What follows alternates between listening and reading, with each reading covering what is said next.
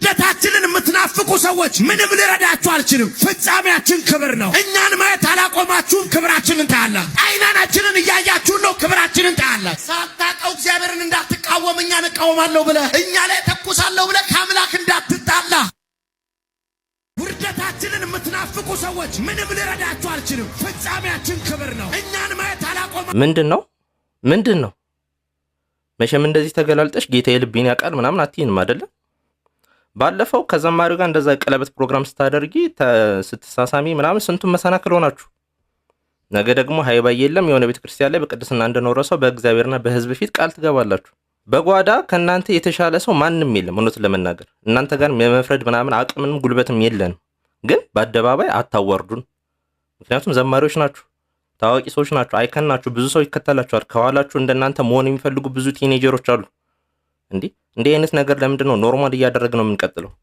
ትላልቅ አባቶችስ ለምንድን ነው አትመክሩም እንዴ? አትገስጹም እንዴ? አንቺ ሲኒ እናት ምን ነው እንደዚህ ተገላልጠሽ የሆነ በጣም ግልጽ ነኝ የተሰማኝ ነው ማውራው። እድሜሽ ስንት ነው? እድሜ 18 እውነት 18 ዓመቴ ነው። ማዘርጋ እንደውል አረፍ በእናትህ። እሺ እውነቱን ልንገር አልኩሽ። 20 አሁንም እኔ አላወራ ጠይቂያቸዋለሽ? እኔ አላወራ። ጌታ ምስክሬ። ወይዬ እንዴት ነሽ? አለሁልሽማ። እንትን ፈልጌ ነበር። እድሜ ስንት ነበር? ለየሆነ እንትን ፈልጌ ነው የኔ 23 እሺ በቃ እሺ፣ ደውልልሻለሁ። እሺ ለምን? እሺ ግልጽ አልሆንሽም። 20 ለምን? ኦኬ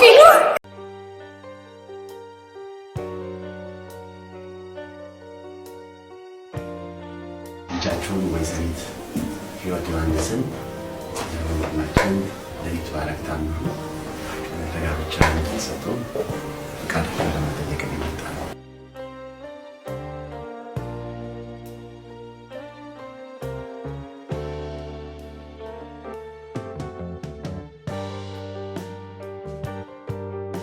እግዚአብሔር ሊቅደም ራሳቸውን ፈቅደናል።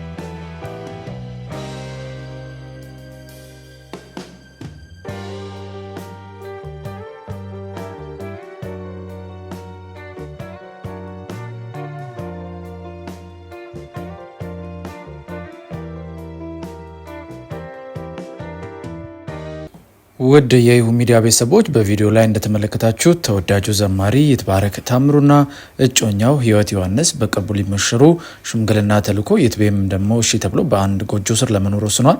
ትዳር ደግሞ ጌታ የሚከብርበትና ትውልድ የሚቀጥልበት ትልቅ ተቋም ነው። ታዲያ ከሰሞኑ በተለያዩ ሶሻል ሚዲያዎች ላይ ግን የይትባረክ እጮኛ የሆነችው የህይወትን የቀድሞ ቪዲዮዎችን በማሳየት ሲዘዋወሩና አላስፈላጊ ቃላት በተለያዩ ሶሻል ሚዲያ ላይ ሲዘዋወሩ ነበር። ነገር ግን ባለፈ ህይወት ሰው ላይ መፍረድ በፍጹም ተገቢ ነው ብለን አናስብም።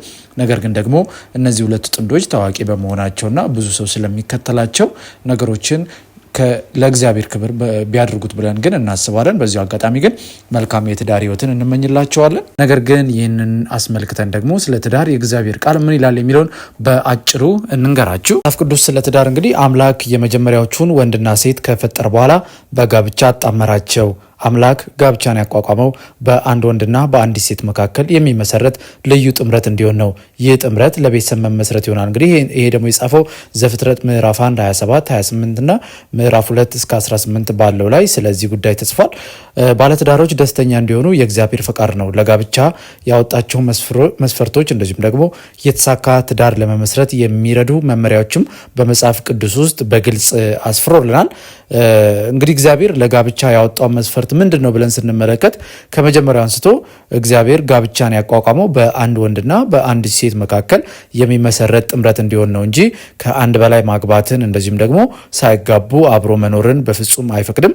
ይህ ደግሞ አንደኛ ቆሮንቶስ ምዕራፍ 6 ከቁጥር 9 እና አንደኛ ተሰሎንቄ ምዕራፍ 4 ቁጥር 3 ላይ ኢየሱስ ተከታዮቹ አምላክ መጀመሪያ ላይ ለትዳር ያወጣው መስፈርት እንዲከተሉ አስተምሯቸዋል። ስለዚህ እግዚአብሔር ትዳር ዘላቂ ጥምረት እንዲሆን ይፈልጋል።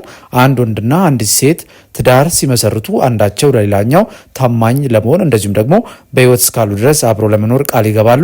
እግዚአብሔርም ይህን ቃላቸውን እንዲያከብሩ ይጠብቅባቸዋል።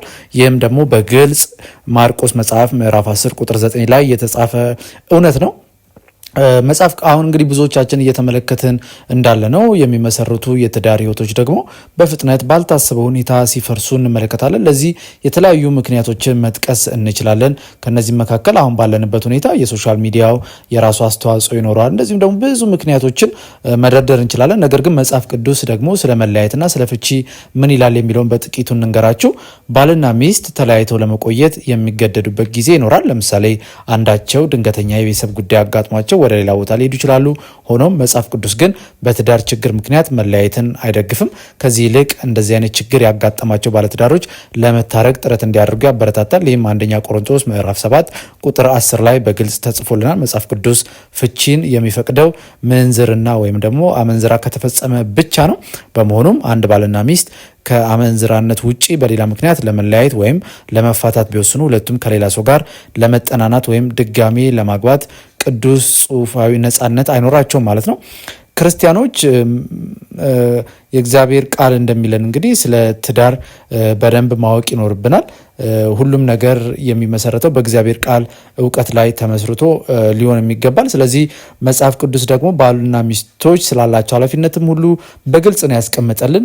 የጋራ ኃላፊነቶች የሚላቸው ባል ሚስት አንዳቸው ሌላቸውን በፍቅርና በአክብሮት መያዝ እንዳለባቸው በኤፌሶ ምዕራፍ 5 ቁጥር 33 ላይ አንዳቸው የሌላውን ጾታዊ ፍላጎት ፍቅር በሚንጸባረቅበት መንገድ ማድረግ እንደሚኖርባቸውም ጭምር በግልጽ የነገረን እውነት ነው። መጽሐፍ ቅዱስ እንግዲህ ስለ ሁሉም ነገር ዲቴይል የነገረን እውቀት ስላለ አሁን ትዳርንም የሚመሰርቱ ወጣቶች ቢሆኑ ከመጽሐፍ ቅዱስ አንጻር ነገሮችን ማየት ይኖርባቸዋል።